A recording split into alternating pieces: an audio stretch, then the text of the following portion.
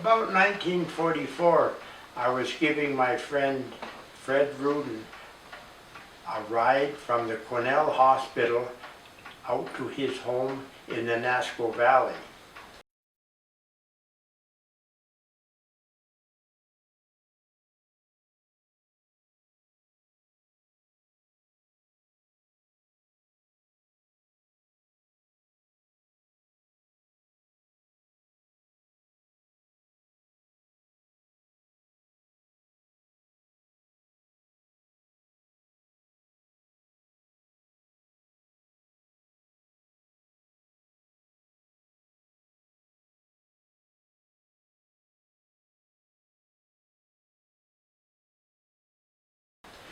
The roads were fairly bad at that time, using a day for the trip.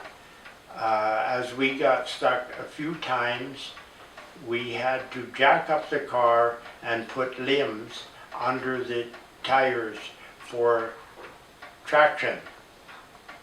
I might also throw in this was a real good 1929 Model A Ford.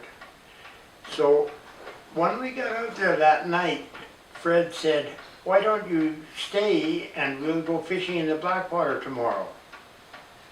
So the next day we went down to Blackwater and fished for about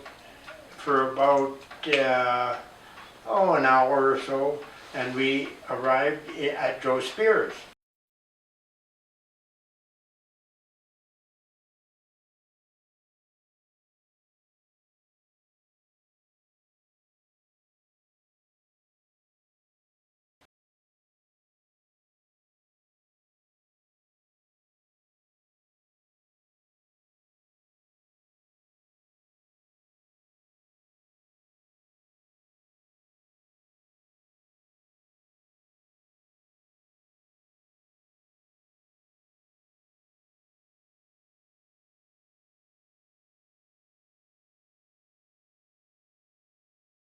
So Joe said, "What's the matter, you fellows don't catch any fish?" And we said, "We don't know, we can't get them."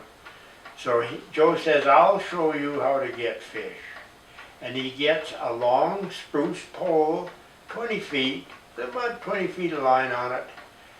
And he got a grasshopper in the field, put on it, and threw it into the river, and very soon he had a fish. And I can't believe this, but he braces the bottom of the pole in the ground with his foot over top of it, and he's reaching as high as he can, and there's a fish going right through the air, out into the willows. And he's yelling for Carlo to bring the fish, which Carlo does. And it's a sucker. So I don't say anything, I'm just a kid, and Joe gets 3 of them. And then he said, "That's enough, that's all we need for dinner." When we get up to the house, he takes his axe, lays the fish on the dirty threshold that he's been walking over with his muddy boots and manure on his boots from the ranch yard, and chops off about 6 inches of tail, which Carlo is happy to consume. Then he greases his fry pan with a beaver tail and puts the rest of the fish in the fry pan. While he's cooking it, he said he better stir up a bannock. I looked at those horrible fingernails and dirty mess around, and I said, "No, I'll get bread out of the car." So by the time I got back with the bread, he's ready.